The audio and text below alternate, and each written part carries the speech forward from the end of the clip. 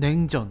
아마 20세기 가장 큰 사건은 2차 세계대전일 겁니다. 그리고 그 세계대전 이후에 확립된 세상의 질서가 바로 냉전입니다. 냉전이 성립되고 90년대에 소련이 붕괴하면서 냉전이 완전히 종착을 맞이한 것이 바로 20세기의 흐름입니다. 그리고 헐리우드는 소련이라는 전통의 빌런을 잃어버렸습니다.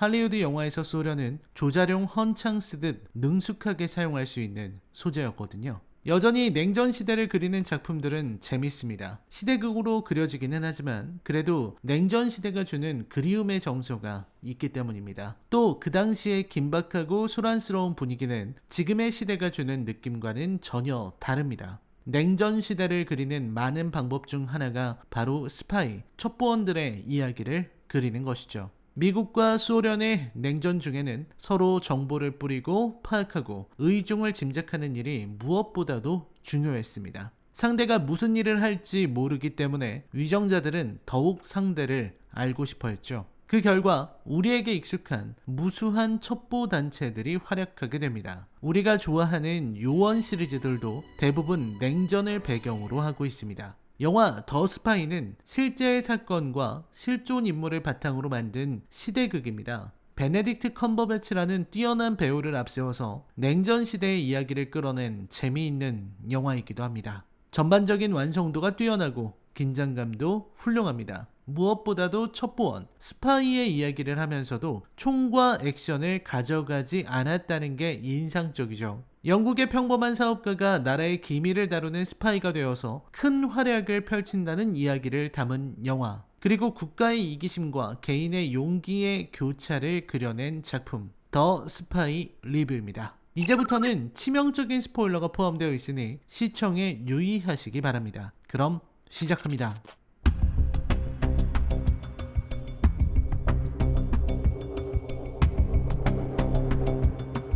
인간에게 가장 중요한 건 무엇일까요? 돈일까요? 돈이 주어진다면 인간은 어디까지 할 수 있는 걸까요? 우리에게 필요한 것은 보상일까요? 아니면 동기일까요? 인간이 목숨을 무엇보다도 소중한 자신의 생을 걸 수 있는 그런 용기는 어디에서 나오는 걸까요? 영화는 1960년대 초반으로 들어갑니다. 영국에서 사업을 진행하고 있는 그레빌 윈의 모습을 보여주죠. 그레빌은 제법 수완이 있는 사업가인 것처럼 보입니다. 그리고 그런 그에게 처음 만나는 이들이 다가옵니다. 바로 CIA와 MI6의 정보원들입니다. 이들은 그레빌에게 접근해 나라를 위해 일을 해달라고 말합니다. 그레빌은 당연히 거절합니다. 나라를 위해서 소련 모스크바에 가서 위험한 첩보 임무를 하라는데 좋다고 나서는 사람이 세상에 어디 있겠습니까? 하지만 CIA는 특유의 탐욕을, 짐승 같은 집착을, 그리고 비열함을 드러냅니다. CIA의 에밀리는 그레빌에게 핵전쟁 이야기를 합니다. 사실 CIA와 MI6는 새롭게 소련 서기관이 된 후르쇼프의 행적에 위화감을 느끼고 있었습니다. 특히 모스크바의 펜콥스키 대령, KGB 출신의 모스크바 정보통인 그로부터 반드시 정보를 얻어내려고 합니다. 그걸 위해서는 그레빌이 필요했던 겁니다. 그래서 핵전쟁 이야기로 그를 협박합니다. 핵전쟁이 터졌을 때 가족을 구할 수 없을 거라는 말. 아내와 자식들을 하나씩 말해가면서 그에게 공포심을 심어줍니다. 그레빌은 모욕당했다는 생각에 화를 내며 나가버리지만 에밀리는 그가 이 일을 맡게 될 것이라고 확신하게 되죠. 사람을 협박하는 에밀리의 방법론은 과연 야만적이었지만 설득에는 성공하게 됩니다. 그레빌은 에밀리의 생각대로 마음이 약한 사람이었고 위험한 일은 시키지 않는다는 말에 이야기를 받아들이게 됩니다. 그리고 위험천만한 모스크바 행이 시작되는 거죠. 생각해보면 그레빌의 선택은 어디까지나 대의를 위한 것이었습니다. 아무리 생각해봐도 그레빌이 이 위험한 일을 맡았을 때 얻을 이익이 그리 크지 않습니다. 물론 영화에서 그레빌의 보수에 대해서는 정확하게 표현되지 않고 그저 과거에 비해 풍족해졌다는 식의 묘사가 나오기는 하지만 그게 전부입니다. 영화의 묘사만으로 추측했을 때 그레빌이 스파이 행위를 해서 얻은 금전적인 이득은 그리 크지 않은 것이죠. 굳이 스파이 행위를 하지 않더라도 영화 초반에 성공적인 비즈니스맨으로 소개되고 있기에 금전적 이득은 그가 이 스파이 행위를 선택하는 부수적인 이유에 불과합니다. 즉 그는 대의를 위해서 조국의 안위와 가족을 지키기 위해서 위험천만한 일을 수행하려 하는 것이고, 이는 숭고한 일입니다. 의문이 드는 부분도 바로 여기에 있습니다. 그레빌은 사업가고 사업가답게 물질에 천착하는 경향을 보입니다. 다만 그런 사업가적 모습을 보여주느라 그레빌이 지닌 두려움, 용기, 결단에 대해서 묘사하는 것을 포기한 것은 아닌가 하는 의문이 들었습니다. 평범한 사업가인 그레빌이 모스크바에서 첩보를 행하기까지 그가 겪었을 내적 갈등을 조금 더 깊게 묘사했으면 어떨까 하는 아쉬움이 들더군요. 그레빌이 모스크바에 들어갔을 때 영화는 그레빌과 펜콥스키와의 만남을 진지하게 그려냅니다. 펜콥스키는 언제 어디서나 자신을 감시할 수 있는 소련의 상황상 그레빌과 쉽게 이야기를 하지는 못하고 비밀스럽게 정보를 전달할 물건을 건네줍니다. 그리고 펜콥스키는 쉽게 그레빌에게 신뢰를 느낍니다. 생각보다 그레빌이 유능하다고 판단했기 때문이죠. 그리고 그레빌은 몇 번이고 펜콥스키와 만나고 펜콥스키를 영국으로 초대하기도 하면서 이야기가 진행됩니다.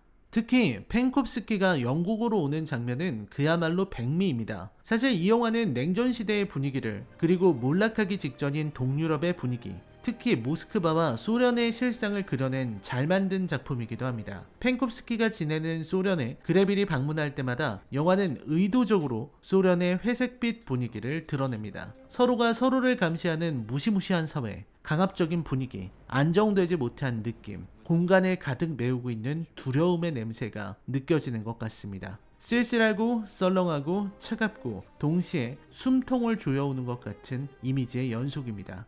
볼쇼이 발레를 볼 때도 마찬가지입니다. 러시아는 그 전부터도 연극이나 공연문화, 가면극 등이 발전한 나라였습니다. 소련의 볼쇼이는 그야말로 러시아 예술의 정점이면서 동시에 소련이 내세우는 사회주의 예술의 어두움을 보여주는 장면이기도 합니다. 발레에 감동받는 그레빌, 그 옆에서 후르쇼프의 눈치를 봐야 하는 펜콥스키의 모습이 바로 소련이라는 사회의 위태로운 현실입니다. 반면 영국은 다릅니다. 흥겨운 음악과 다채로운 네온 사인이 가득한 영국의 거리. 펜콥스키와 함께 온 소련의 한 인물은 자본주의의 세례를 받으면서도 이런 식이니 나약하지 하고 비웃습니다. 바로 눈앞에 흔들리지 않는 증거가, 자본주의의 풍족함이 펼쳐져 있는데도 자본주의의 나약함을 이야기하는 인물의 모습은 인상적입니다. 당시 소련이라는 사회가 어떤 식으로 사람들을 세뇌하고 있었는지 보여주는 장면입니다. 하지만 펜콥스키는 그런 말에 관심도 보이지 않습니다. 런던의 거리는, 웨스트엔드는 소련의 그것과는 전혀 다른 흥겨움과 음악으로 가득 차 있었으니까요. 얼큰하게 취한 것처럼 보였던 펜콥스키는 그레빌의 인도에 의해 MI6와 CIA 요원들을 만나고 모든 것을 말해줍니다. 하지만 영원한 비밀은 없는 법이고 꼬리가 길면 밟히는 법입니다. 지속되는 스파이 업무의 부담감과 스트레스는 펜콥스키가 쓰러지도록 만들었고, 잦은 해외 출장을 견디다 못한 그레빌의 아내는 그레빌이 바람을 피운다고 의심하기 시작했습니다. 그레빌은 금전적 보상을 받는 대신 안전을 위협받고 가정이 흔들리는 위기에 처하게 되었습니다. 마침 그때 펜콥스키가 곤란한 상황에 처하게 되는 일이 벌어지고, 그레빌은 위험도가 높아서 허가할 수 없다는 MI6 요원의 말을 무시하고 자청해서 모스크바로 향하는 위험천만한 일을 벌입니다. CIA와 함께한 마지막 모스크바행에서 영화의 긴장감은 극에 달합니다. 총격전도 격투나 카체이싱이 없이도 손에 땀을 쥐게 만드는 긴장감을 표현하는 게 가능하다는 걸 여실히 보여주는 멋진 장면들이 이어집니다. 나라를 위해, 가족을 위해, 그리고 펜콥스키라는 친구를 위해 목숨 걸고 모스크바로 온 그레빌은 안타깝게도 소련을 떠나지 못한 채 체포되고 맙니다. 그리고 이 영화의 가장 충격적인 장면이 이어집니다. 잔인할 정도의 고문과 가혹 행위를 그린 작품은 많았지만 더 스파이에서 묘사하는 소련 감옥의 모습 역시 무시무시합니다. 계속되는 폭력, 식사라고 부르기도 어려울 정도의 열악한 음식, 추위, 불결하기 짝이 없는 위생 상태 등 감옥의 처참한 모습을 보고 있노라면 저기에 갇힌 사람이 생명을 어떤 식으로 빼앗기는지 저절로 상상이 될 정도입니다. 사람이 저런 환경에 노출되고도 계속해서 생명을 부지할 수 있다는 것이 오히려 신기할 정도로 극단적인 상황들이 이어집니다. 강목 따위로 때리거나 매달거나 정신을 못 차리게 고문을 하는 것은 예산일입니다. 영화에서 그레빌 역을 맡은 베네딕트 컴버배치가 초췌한 몰골, 깡마른 모습을 보여주는 장면은 마치 조커의 호아킨 피닉스를 보는 것 같은 충격입니다. 이 영화는 용기에 대해서 말하고 있습니다. 그레빌이 보여준 용기, 그 누구도 흉내내지 못할 대범함과 인내심을 동시에 갖췄다는 걸 영화는 잘 설명하고 있습니다. 특히 펜콥스키와의 인간적인 관계가 부각되는 것도 좋았습니다. 서로가 서로의 아내와 자녀를 보았기 때문에 둘의 사이에는 더욱 깊은 유대감이 생겨날 수밖에 없었습니다. 펜콥스키가 그레빌이라는 자본주의 사업가를 신뢰한 것도 이해가 되고요. 다만 아쉬운 것은 이 영화가 보여주고 있는 역사적 사실과의 연결입니다. 물론 우리는 영화를 보면서 미국을 턱 밑에서 위협했던 쿠바 미사일 위기를 확인할 수 있습니다. 하지만 영화는 그레빌과 펜콥스키에게 집중하느라 정작 이들이 막고자 했던 위기가 얼마나 큰 것이었는지를 제대로 묘사하지는 못합니다. 핵전쟁의 두려움에 대해서 등장인물의 입으로 한번 이야기를 꺼내고는 이후 쿠바 미사일 기지의 미사일 사정거리가 미국 전역을 커버하는 충격적인 모습이 나오기는 하지만 정작 이 위기에 대해서 많은 설명을 하지 않는 탓에 영화를 보는 사람들이 역사적 맥락까지 이해하기는 어렵다는 단점이 있습니다.